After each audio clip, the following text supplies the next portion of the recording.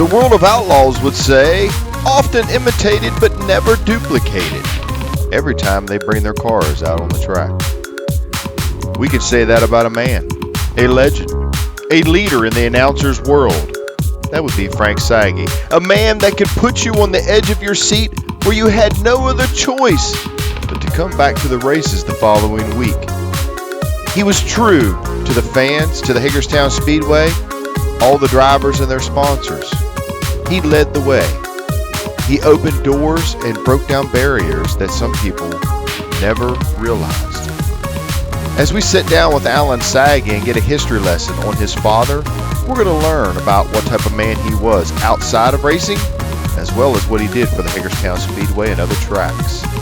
Sit back and enjoy this history lesson as we talk about a man, not just a man, but a true legend, Frank Sagi.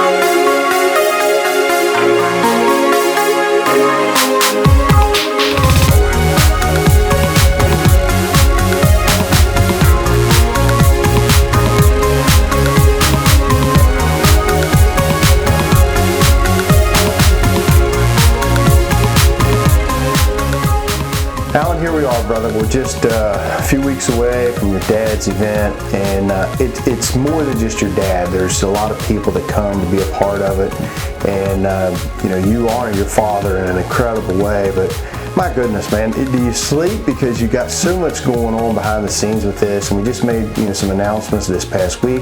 We're on turn 5 with the ride-along deal, and you got more to come. But hats off to you for everything you do for this event. Well, thank you.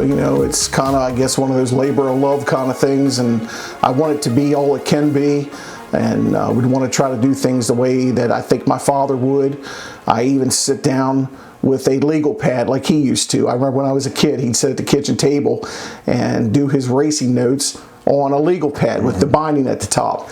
And I went out and bought a pack of those, and that's what I make my notes on, just to try to think and do things the way he would do them, the way he would like. I know this COVID-19 has changed a little bit as regards to some of the people that are coming, but I'm sure you got a heck of a list of all the legends that are still planning on being here to sign autographs for the fans, and if you could share some of the names that are going to be here that you're pretty confident will make it here on that Sunday. Well, we're going to have a host of the retired star drivers from the past and some of the car owners as well. And we are going to take steps to make it safe for those gentlemen and also for the fans. The world has changed a little bit on all of us in the last few months, but we will put some safety features in place to make sure that everyone, and assure them that it'll be a safe place to be here. But starting off, we'll have our 3 special guest honorees for the evening: Denny Bonebreak, Sam Nally, Larry Gorman, and along with them, the past 2 years honorees, Buddy Armel and Tom Peck, will be returning, and we have a whole list of other drivers: Nathan Durbrow, Jeremy Miller, J.T. Spence, Gary Snellbaker, Jerry Freeze, Al Shawver Sr., it's tough thinking of everybody here all at one time. I'm sure. Gerald Chamberlain has told me he plans to attend. Mert Stein will be here. And we welcome all the retired drivers. But Junior Boone is hoping to come. Ronnie DeHaven Sr. and Junior. We welcome all these guys with open arms. Hagerstown Speedway would not be what it is today without the participation of all these gentlemen and many more over the years. It was interesting when you started coming up with this concept of being able to honor the legends from the past, and to be able to honor a certain person or persons as well as bring other individuals into the mix as well. I think it's one of the most unique events because it's more than just a race. This is an event. And you have mentioned something similar to that it's more than just having cars go around the track and a gathering. This is an event that the fans really can have an opportunity to meet these drivers, reflect on the past. But, oh, by the way, we're going to have racing later in the night. So it's very special. It's kind of like coming to a party and a race breaks out. What do you think? I think that's great. Yeah, we want to do something to honor the retired drivers from the past that all stood down in Victory Lane here at the Speedway so many times, and that my father called out their names on the microphone hundreds and even thousands of times. Interviewed them at Victory Lane. And these guys deserve to be honored. Something that I thought about the first year that the Speedway honored my father was, it hit me when we were down the front stretch. They had a group picture with all the drivers that we had invited to come. And I thought, in racing, we make a little mistake. We don't honor these gentlemen until they're gone. Mm-hmm. Wouldn't it be nice to honor them when they can be here to share the moment with their families, with their friends, with their fans, with everyone? Yeah. And that's kind of the concept. It hit me as I stood in the back row looking over top the group. And I thought, there sure is a bunch of these guys here that deserve that. And I felt like my father would think that way too, and he would like that. Mm-hmm. So that's kind of how this all sort of come by accident. And there was really not a whole lot of planning involved. Right. This whole race, sort of evolved by accident. Doug Timmons called me one evening back in February, and I had just finished my work day and my supper, and he called and he said, "Alan," he said, "I'm real surprised they never had a race at the Speedway for your father." And I said, "Yeah, I always kind of thought the phone might ring about that." And he said, "Well, that's why I'm calling. We'd like to do that." And he said, "Want to get your permission?" I said, "Well, sure." I said, "Is there anything I can do to help?" Mm-hmm. And he said, "No, we'd just like for you to come and race in it. Would that be okay with you?" He said, "Would that bother you?" And I said, "No, it wouldn't bother me at all. I'd, be happy to do that and honored that you want to do something for my father." And then later on, as the spring progressed, Doug and I talked, and I got a little bit involved trying to help the thing, and before I knew it, I was sort of taking the lead and come up with some ideas, and I'd fire it at him, and he said, "Yeah, I like that idea. Let's do that." So I sort of helped execute it, and we've just sort of run with it. But Doug and Lisa Plessinger especially have been very gracious, and they've gave me carte blanche to do whatever I want to do. So I guess if this deal fails, I'm the guy everybody needs to blame. But they've been great, and I just try to make it a fun evening for everybody. Well, let's give the fans a little history lesson on your dad. And, that's kind of part of what we wanted to do tonight here on this exclusive interview. Where did your dad grow up? My father was born in New Jersey. His parents were Hungarian immigrants that moved to the U.S., and he was born here in New Jersey. And then later they moved to Hagerstown, Maryland, when my grandfather, his father, got a job at the cement factory in Hagerstown, and which they lived right up the road from it.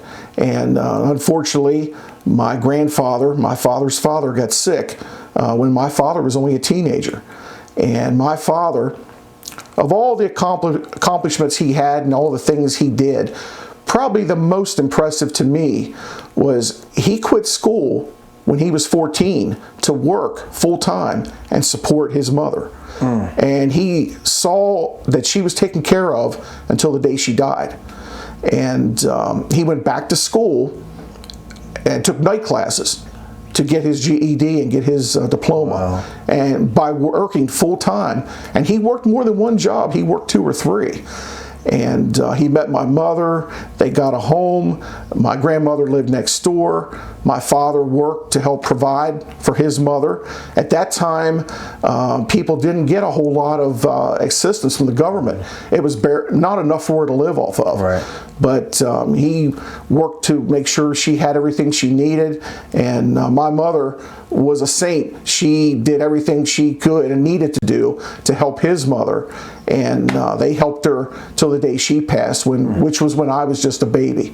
I really don't remember her. I've seen pictures of her, but I do know the family history. And my dad was a worker. He did it a tough way.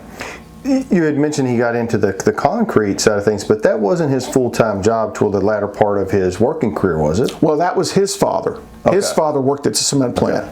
Okay. And what was your dad's full-time job? My father went to work at the Western Maryland Railroad when he was 17 years old. He had worked a couple other jobs, but he got a job up there sweeping floors. Well, he eventually worked his way up the ladder and become a draftsman up in the office. And he worked and retired from the Western Maryland Railroad. And he was able to retire early because they come up with a deal where you could use your years service and your age, a combination of 85. So he was able to retire at age 54 because of that. And he worked here at the Speedway then. He helped Frank Plessinger manage the Speedway for several years, and he really enjoyed that, along with the announcing that he had done for 39 years. Wow, that's incredible. A part of my dad's work ethic is what led him into racing. He worked his full-time job at the railroad, and then he also worked another part-time job at the news agency downtown. Well, he saw in the paper that the Hagerstown Speedway was looking for scorers to work and score the races at that time. And back in those days, the scorers was on a Kubota down on top of the concession stand down in the inside, in the infield. Well, he had become a race fan. Him and a couple of his friends had come to the races a little bit, and he used to go to Lincoln on Friday nights. Lincoln raced on Fridays in those days, and they enjoyed the races. And he got to know a couple of local guys that raced. Well, when he saw that ad, he thought, I could go to the races. I can watch these races. I can work a little bit. I can make a couple dollars. This is time well invested. So he come up and seen the gentleman who was running the Speedway, and the guy said, yeah, you're hired. I like you. You're good. So he started scoring these races. Well, they had a Sunday afternoon show here, and it was in summertime. It was a little warm out. The Speedway didn't have lights yet, and the crowd was a little bit sparse that day. It was so hot, they just didn't get a real good turnout. Now, this is 1958. This is way before my time, but I've heard the story. And the promoter knew that he was a little bit short on having enough fans and enough money to pay the purse. And he handed my dad the microphone and said, "Here, boy, you announce this feature. I have to leave." So that was how he became the announcer. He announced the race that day, and apparently did a real nice job. The track shut down because the promoter wasn't here to pay the purse, and the racers weren't too happy, and the promoter voided the lease. The owner voided that guy's lease, and a couple months later another group took the Speedway over, and they were here watching that day, and they thought my dad did a good job, especially for just off this cuff of his sleeve taking over to announce the race. And they called him and they said, we're getting ready to open the track back up. Would you like to come work? We know you were a scorer, but the announcer's job's open, because the former promoter was also the announcer. Interesting. And of course they weren't going to have him back. Yeah. And the guy asked my dad, if you'd like to be the announcer, we feel like you can do it. And he said, well, yeah, I'd like to try that. So that was kind of how he got started. That's incredible. You never know. And he announced every race here for 39 years, with the exception of one. And that was when my grandmother passed away. My mother's mother passed away. And he missed a Sunday night race because of that for the viewing.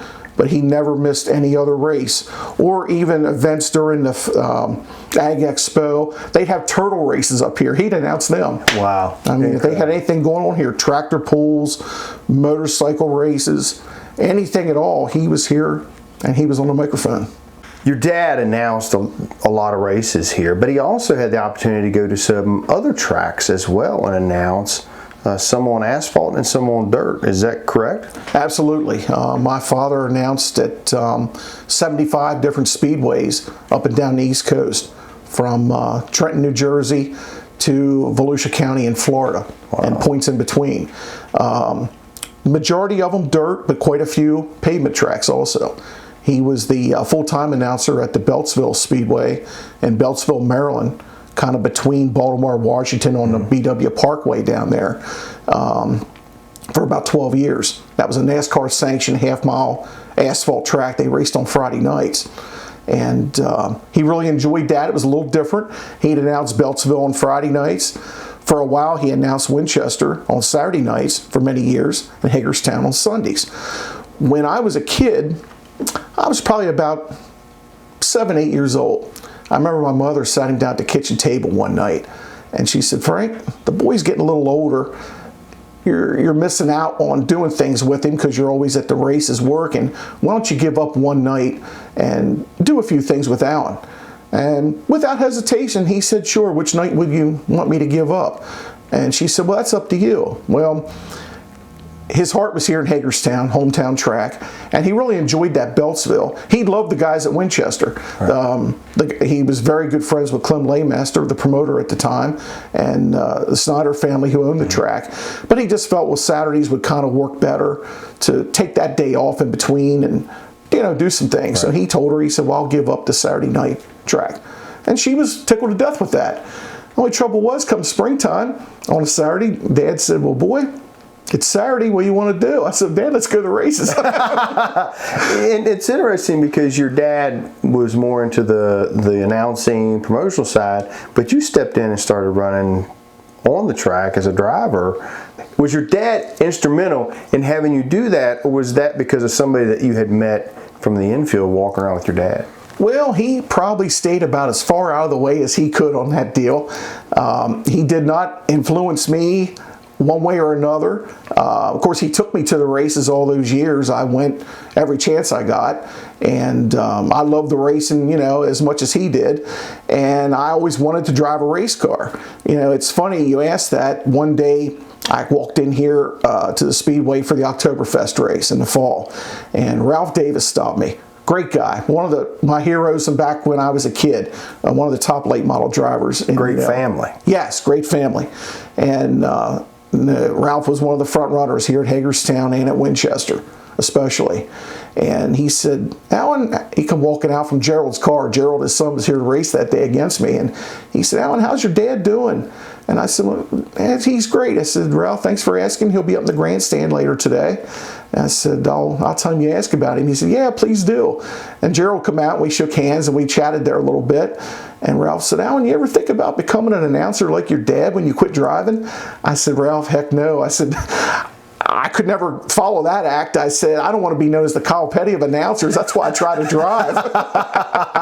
Well, later on, Kyle Petty has become an excellent commentator, but to follow his father's footsteps as a driver, that was a very tall, Very tall order. Yeah, extremely tall order. Well, and I think the same thing with my father. I have a lot of, I can't count how many people have told me they thought he was the best announcer they ever heard. I guess I'm a little prejudiced, but I know he's one of the best. He really entertained the fans, and back when he was still with us, he went along to a lot of the races with me when I raced out of town. But if he didn't, I would have people come up to me at the track and ask about him. Yeah. Some people that I didn't even know, they would come up and say, "Hey, we used to come to Hagerstown years ago," or "I came to Hagerstown when I was a kid. I came to Beltsville, and your father was an announcer, and he made it exciting. We had such a good time." Dad always had a habit when he went down to Victory Lane, which, I'd like to have $1 for every trip he made down these steps to interview the winners. But he always had a habit when he saw the kids, he'd tap them on the head. He'd pet the kids. And I can't tell you how many have come up to me, adults now, and they said, "Your father used to tap me on the head when I was a kid when he'd go down and interview the winner." Awesome. And a couple of them even told me, "I sat on the corner just so he would." That's funny. Yeah. That's funny. Well, that kind of leads me into the next question. In your opinion, what race do you think your father would be proud to say, "I'm glad I was there to announce that race and be in Victory Lane with that person"? What race would that be? Well, I would probably have to say it was the Conicajig 100 back at the year that USA Today had a full-page article about the race and the Speedway. Dad called that race the best race I ever saw. And he put that moniker on that race, and it stuck for years and years and years. It was a great three-car battle between Denny Bonebrake, Bob Pierce, and Rodney Franklin. those three diced it out. It was a 100-lap race, and they battled for 90 laps of it. It was just an amazing race. In the end, Rodney Franklin came out the winner. But it was just a race for the ages that anyone that was here, I'm sure they remember it. There's been a couple other barn burners here at Hagerstown. I know the year in the Stars race where Steve Francis and Donnie Moran ended in a dead heat tie at the finish line, and Steve Francis won the race. Dad was on the microphone for that. I think that was around 96. I was in that race. So that one would probably rank high on his list also. And I know another that he would probably say was one of his favorites, the year that Bob Waring and Buddy Armel ran side by side in Hub City 150. And Buddy Armel was driving with a broken foot, with a big cast. I mean, a cast Wow. so big around, I'm sure they had to help him in and out of the car. And him and Bob Waring ran side by side, one on the bottom, one on the top, then they swapped. And it was just an amazing race. And I know those two gained an utmost respect for each other on the racetrack that day. And I know Bob Waring won the race, and my father interviewed him that, he reflected that was, a real good one too. But I'd say probably the Konica Jig USA Today deal with that best race I ever saw is probably what his answer would have been. And the other two would have been close behind. Excellent. So you yourself have visited Victory Lane here many a time. What was it like having your dad interview you in Victory Lane? Well, the first time I won was here at Hagerstown, and I remember coming off the scales and coming down around the pit onto the front stretch and seeing my crew out there, and I seen him coming across with the microphone, and I thought, well, wonder how this is going to go, because we never talked about that. I thought, well, I guess we'll find out. And I get out of the car, and he starts to talk to me like he never met me before. it's Alan, he asked me a couple questions and stuff, and I kind of got the gist of it after about the second one, that this is how this is going to go, because he's the boss and he's leading it. Usually I learned when I was a small kid, when he said something, I just kind of rolled with it. Things usually worked out better that way. So that was another chance where I just did. I followed his lead and went with it.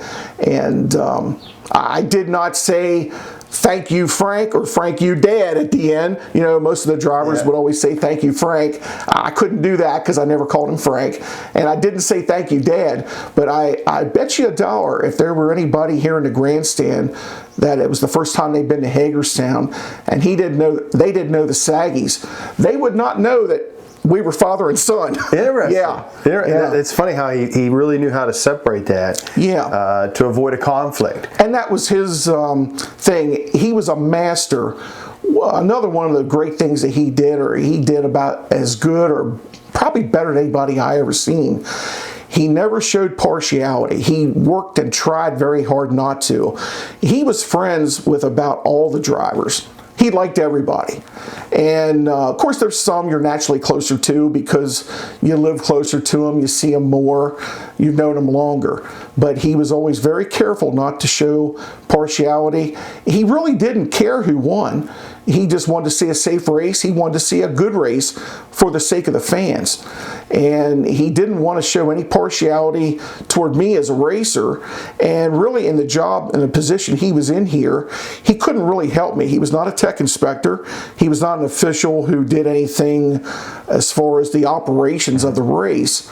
So it kind of worked out pretty good. He was here and a big part of the track, but if anybody really thought about it, there wasn't much he could do to help me. But he did have a very special relationship with a lot of the legends that competed here. Oh, absolutely. Because he would go out of his way and talk to everybody in the pits because he wanted to learn more about them. And that's one thing that makes someone a good announcer. But he did have some special relationships, but he never allowed that to step over to become a conflict. Right. But, when you talk about the likes of Buddy and Tommy and Denny and Larry and Sam, the ones that we've recognized up to this point, it's special.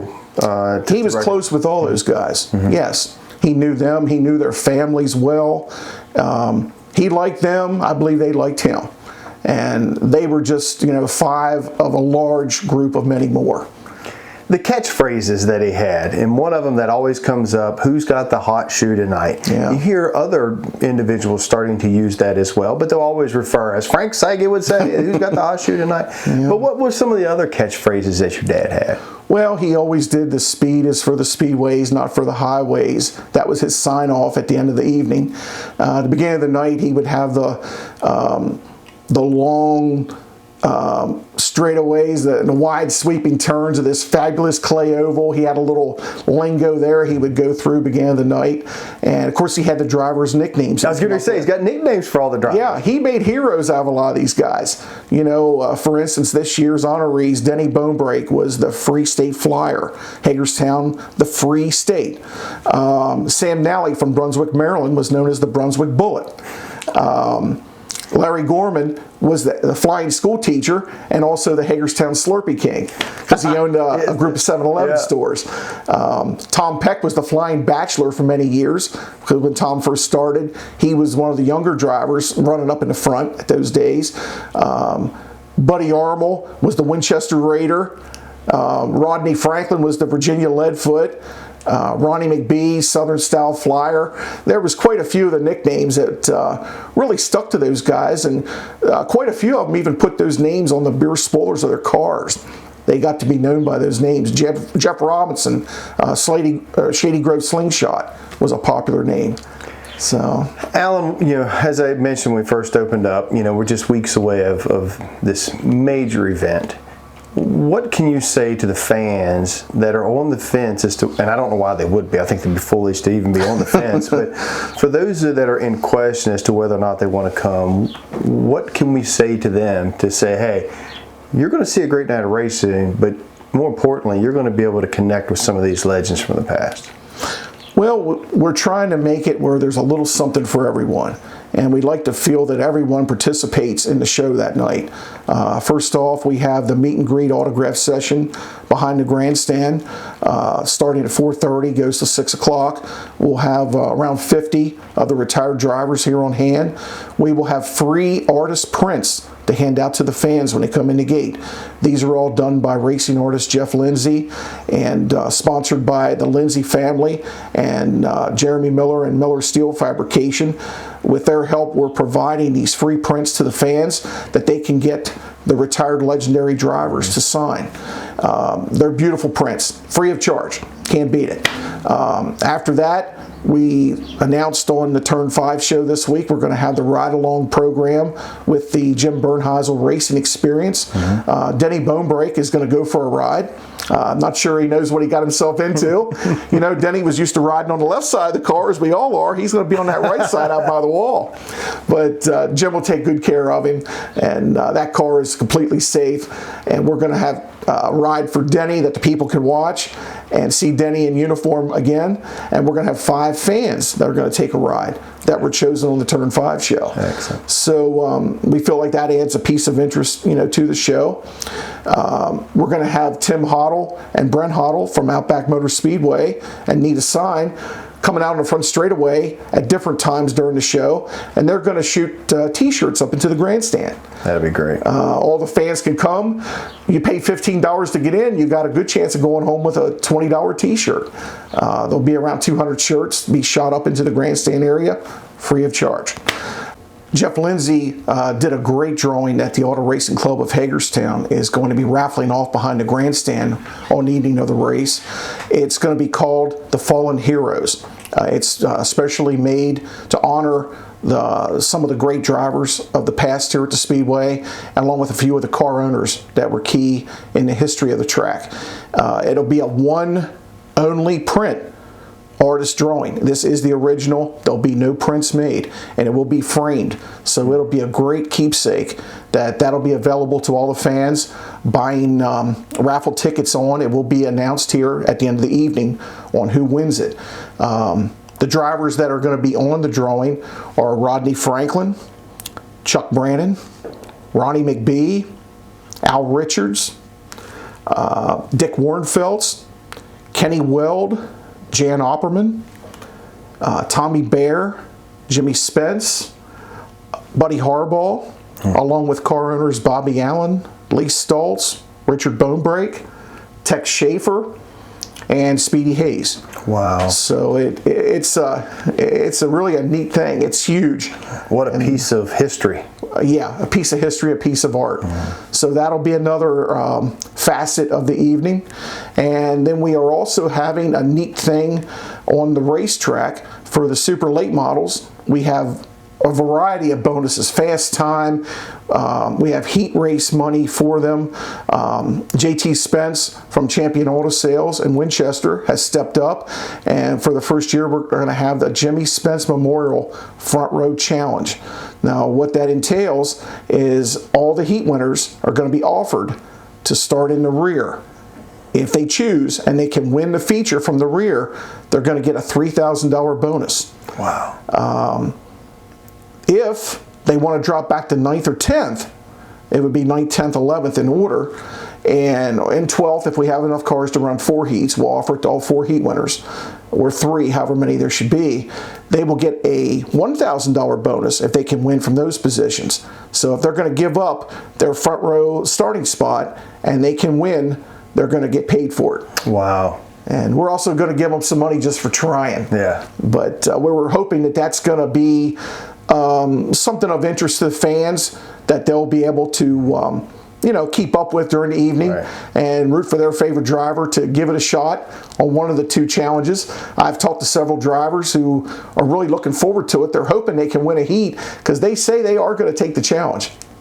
So it's just some different things we have going on here to try to make this event a little different than the normal Saturday night, Sunday night show. And we also have a couple surprises that I can't tell you about. We're going to surprise Denny Bonebrake and Sam Nally and Larry Gorman with a couple things. Excellent. And I think the fans will, it'll put a smile on their face, and they'll kind of like seeing these things too. And what's the date on it again? Sunday, July 26th. Mark that on your calendars. Hagerstown Speedway will be the place to be. And Turn 5 is going to be there with our mobile studio. We'll be able to grab some of these drivers and pull them up on the stage and ask them a few questions. So I think it's definitely going to be a lot of fun from start to finish. So the fans need to come out. Yeah, we're really happy to have you and the Turn 5 crew be on hand with the mobile studio. That's another new addition to this year's event. We're going to have Red Devil Barbecue here at the Speedway with their mobile food trailer with some really good gourmet food. So the people will have a chance to eat something a little bit different here at the Speedway. Just little things that we're trying to do to enhance the experience for the evening. Alan, thank you for taking the time to be with me tonight and do this exclusive interview. But I want to ask one final question. What would your dad be saying right now about this event? What would he say? Well, other than boy don't mess up, I think he'd be pretty happy with it. I think that these are the kind of things that he would enjoy.